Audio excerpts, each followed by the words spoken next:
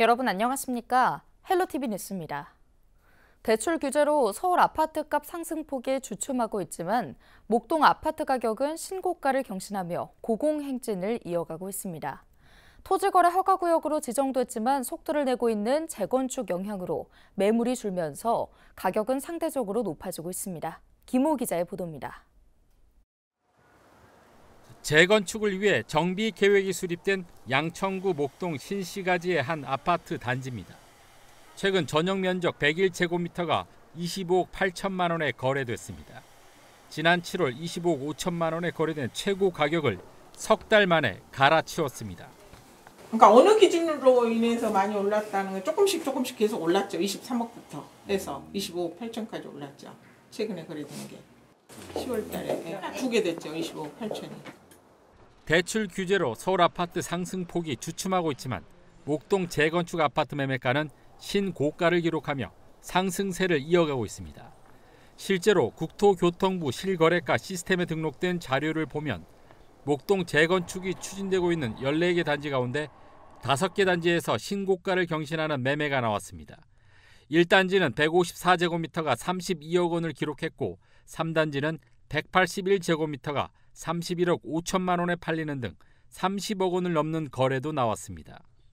이처럼 목동 아파트 가격이 고공행진을 하고 있는 것은 속도를 내고 있는 재건축 때문입니다. 최근 재건축 대상인 14개 단지 가운데 정비구역 지정 고시가 이루어진 6단지를 포함해 6개 단지가 정비구역 계획이 수립되면서 재건축 기대감에 대한 수요가 늘고 있기 때문입니다. 정비구역으로 지정된 곳도 있고 또 다른 단지에서도 정비구역 지정을 위해서 공람이든 열람이든 주민의 그 공청회를 많이 하고 있어서 분위기는 당연히 매수 희망을 하고 또한 그 현장에서는 또 매수 대기자들도 많다고 하더라고요. 이 같은 목동 아파트 가격 고공행진은 당분간 이어질 전망입니다. 부동산 비수기인 겨울에 접어들었지만 전반적인 부동산 하락세에 투자처를 찾지 못한 자본들이 재건축이라는 호재를 맞고 있는 목동으로 몰리고 있기 때문입니다. 여기에 매물까지 품귀 현상을 빚으면서 몸값이 높아진 것도 아파트 가격 상승의 원인입니다. 가격이 오르는 것만큼 거래량이 따라줄지는 사실 좀 미지수입니다. 비수기에 해당하는 이제 겨울에 이제 접어들었고 또 거래량만큼 물량이 조금 많이 있지는 않기 때문에 주춤은 하겠으나 가격이 이제 하락세로 돌아갈 가능성은 조금 낮다라고 말씀을 좀 드릴 수가 있겠습니다. 대출 규제의 계절적인 비수기로 상승폭이 둔화되고 있는 서울 아파트 가격. 하지만 재건축 호재를 등에 업은 목동 지역은 겨울 한파에도 뜨겁게 달아오르고 있습니다. 헬로티비 뉴스 김호입니다. 서울시의회와 양천구가 신정 차량기지 이전을 위해 협조 체계를 구축하고 서로 협력할 것을 약속했습니다.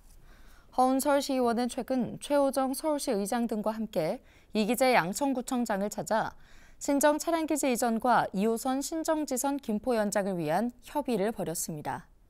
이 자리에서 이기재 구청장은 서울 2호선 신정지선 김포 연장과 신정 차량기지 이전과 관련해 내년 초 용역이 끝나면 도시철도안 구축 계획에 반영될 수 있도록 시의회의 협조가 절실하다고 밝혔습니다. 이에 대해 허은 의원은 부지만 확보되면 빠른 시일 내에 사업을 확정할 수 있도록 서울시의회와 양천구가 긴밀한 협조 체계를 구축하겠다고 강조했습니다. 한편 서울 2호선 신정지선 김포 연장을 위한 용역 중간보고회가 19일 김포시청에서 열립니다. 은평 성모병원 노동조합이 임금 인상 등을 요구하며 파업 찬반 투표에 들어갔습니다. 투표 대상은 가톨릭 중앙의료원 산하 은평 성모병원, 여의도 성모병원, 의정부 성모병원, 부천 성모병원 4개 지부 조합원인데요. 노조는 18일부터 21일까지 재기행위 찬반 투표를 하고 투표 결과에 따라 28일 오전 7시부터 총파업에 돌입하겠다고 예고했습니다. 은평 성모병원 노조의 조합원은 1,300명이며 이들은 동일재단, 동일임금, 적정인력 확충 등을 요구하고 있습니다. 앞서 은평 성모병원 노동조합은 지난 12일 노동쟁의 조정신청서를 지방노동위원회에 제출한 뒤 14일 조정신청 보고대회를 가졌습니다. 고등법원이 없는 인천에서는 지역사회를 중심으로 법원 설치 요구가 계속되고 있습니다.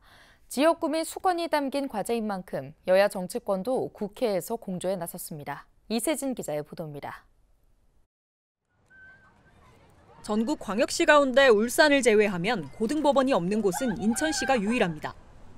지역사회는 사법 접근성과 시민 권리를 이유로 고등법원 설치를 요구해왔습니다. 국민이 신속하고 공정하게 재판을 받고 그다음에 인권 보장을 할 수 있는 이런 국가기관이 이 2대 도시, 대한민국의 2대 도시인 인천에 없다. 서명운동과 1인 시위로 법원 설치 당위성을 알려온 시민사회. 국회에서 열린 토론에서는 역차별을 언급했습니다. 인천은 서울 및 수도권이라는 이유로 수많은 규제를 감내하고 있지만 그에 상응하는 사법 서비스를 제공받지 못하고 있습니다. 법원 행정처 역시 시기나 방법은 다를 수 있다면서도 설치 필요성에는 공감했습니다. 법원 행정처가 인천 고등법원 설치 필요성을 인정하고 있으니까요. 향후 국회 논의 과정에서 저희가 필요한 협조를 진행하도록 하겠습니다. 남은 건 정치권의 몫입니다. 인천 고등법원 설치를 담은 관련법 개정안은 지난 국회에서 발의됐지만 문턱을 넘진 못했습니다. 22대 국회에서 다시 법안을 발의한 여야 정치권은 협치와 성과를 약속했습니다. 김기용 의원님이 21대 때 인천 고등법원을 만들기 위한 법안을 내셨고 저 또한 냈는데 근데 무산된 바 있고 22대 때 또다시 지금 똑같이 이제 도전을 같이 여야가 손잡고 하고 있습니다. 그 시급한 문제를 해결하기 위해서 여야의 의원들이 함께하고 있다.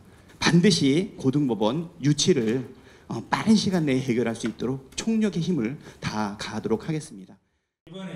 한편 인천 국회의원 14명은 고등법원 설치 필요성을 논의한 이번 토론회를 시작으로 국회에서 인천 현안을 살피는 연속 토론회를 이어갈 예정입니다. 헬로티비 뉴스 이세진입니다. 지난 9월부터 시작된 대출 규제 여파로 경기도 아파트 가격이 하락 전환을 앞두고 있습니다. 지난 17일 KB부동산 주간 아파트 시장 동향에 따르면 지난 4일 대비 11일 기준 경기도 아파트 가격 증감률은 0%로 보합 전환했습니다. 경기도 아파트 가격이 보합세로 들어선 건 지난 7월 8일 이후 약 4개월 만입니다. 경기도 내에서는 고양, 안양, 부천, 안산시의 아파트 가격이 모두 보합세로 접어들었습니다. 기존에 보합세를 보였던 의정부시의 아파트 가격은 전주보다 마이너스 0.1% 떨어지며 하락 전환했습니다. 부동산 업계에서는 대출 규제가 계속 이어지면 조만간 경기도 아파트는 하락세로 전환할 가능성이 있다고 분석했습니다. 정부의 대출 규제 이후 아파트 거래가 줄면서 수도권 주택매매 소비 심리가 3개월 연속 하락하고 있습니다. 국토연구원이 18일 발표한 10월 부동산 시장 소비심리 지수를 보면 10월 수도권 주택매매 시장 소비심리 지수는 113.1로 지난 7월 130.9를 기록한 뒤 3개월 연속 하락했습니다.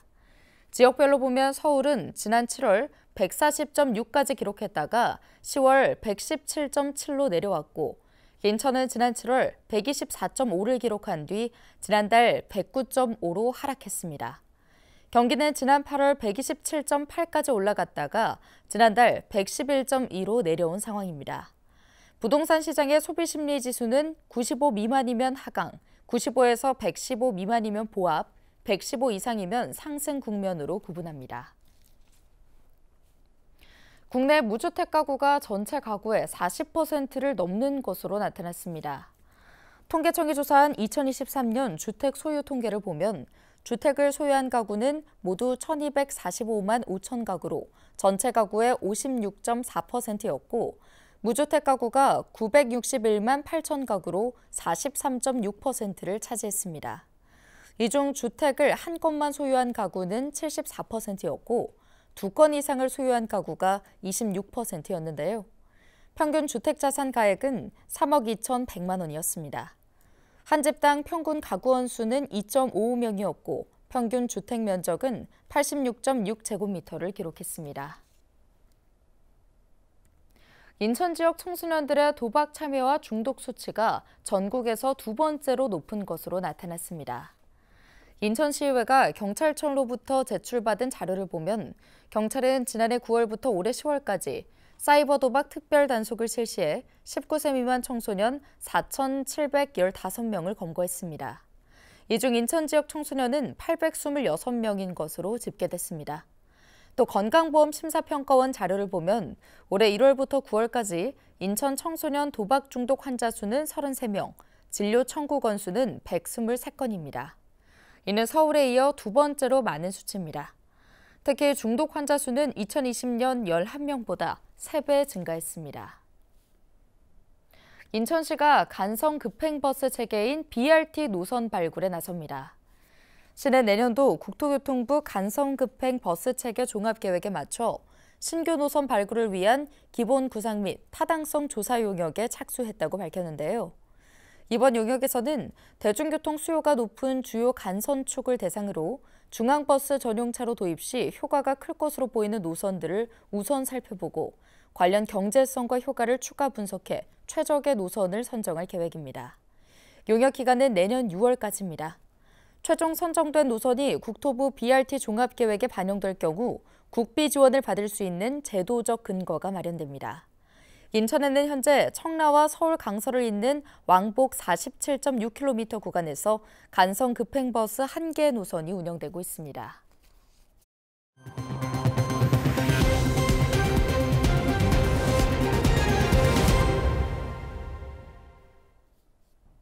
서울시가 외국인을 대상으로 부동산 거래 심층 상담을 합니다. 서울시는 외국인 전세 사기 피해를 미연에 방지하고 원활한 분쟁 해결을 위해 외국인 대상 부동산 거래 상담 서비스를 마련했는데요. 상담은 서울 외국인 주민지원센터에서 영어가 가능한 공인중개사가 직접 진행하며 중국어, 베트남어 등 그 외의 언어도 상담사가 통역을 지원합니다. 이외에도 서울시는 외국어가 가능한 공인중개사가 부동산 거래를 지원하는 글로벌 부동산 중개사무소 293곳을 운영하고 있습니다. 경기도는 시설 보수가 시급한 전세 사기 피해 주택의 안전 확보를 위해 공사비를 긴급 지원합니다. 이는 지난 9월 개정된 전세 사기 피해자법에 따른 것으로 지자체가 전세 사기 피해 주택 보수를 직접 지원하는 것은 경기도가 처음인데요. 보수 지원은 임차인들이 건물 소유자의 동의서 등을 첨부해 관할 시군에 신청서를 제출하면 시군이 현장 조사 등 1차 확인 뒤 경기도 전세피해지원센터로 후보지를 보내고 선정위원회 심사를 거쳐 최종 지원 대상을 결정합니다. 이달 중에 사업 신청을 받고 다음 달 대상자를 선정한 뒤 공사를 시행할 계획입니다. 서울시가 중개보조원이 다수 고용된 공인중개사무소를 대상으로 중개보조원의 불법 행위에 대한 집중 점검을 실시합니다. 중개보조원은 개인 공인중개사에 고용된 사람으로 현장 안내 등 단순 업무 보조 역할만 해야 하는데요. 서울시는 자격 없는 중개보조원이 부동산 거래를 직접 중개하거나 상담을 주도하는 행위 등을 집중적으로 점검할 계획입니다. 중개보조원이 중개를 완료하면 공인중개사인 대표가 날인만 하는 행위도 불법입니다. 이번 점검은 서울시와 민생사법경찰국, 자치구가 합동으로 실시하고 현장에서 위법 행위가 적발되면 즉시 행정처분을 진행할 예정입니다. 한편 시민 누구나 스마트폰 앱 등을 통해 부동산 불법 행위를 신고할 수 있으며 제보자는 심의를 거쳐 최대 2억 원까지 포상금을 받을 수 있습니다. 인천시가 다음 달 20일까지 인천사랑 상품권 가맹점을 대상으로 부정유통 일제 단속을 벌입니다. 현재 인천사랑 상품권 가맹점은 10월 말 기준 13만 648곳인데요. 단속 대상은 불법 수취나 불법 환전을 비롯해 제한업종과 결제 거부, 현금과의 차별 대우, 단속의 필요성이 있다고 판단되는 가맹점 등입니다. 시는 각 군구와 인천사랑 상품권 운영대행사인 코나아이와 함께 합동 단속반을 편성해 이상거래 탐지 시스템에 의해 탐지된 가맹점과 부정유통 신고센터에 접수된 사례를 종합적으로 분석하고 단속에 나설 계획입니다. 부정유통이 확인된 가맹점에는 위반 내용에 따라 개도하거나 가맹점 등록 취소와 과태료 부과 등 행재정적 조치를 취할 예정입니다. 중대한 위반 행위에 대해서는 수사 의뢰할 방침입니다. 뉴스 마칩니다. 고맙습니다.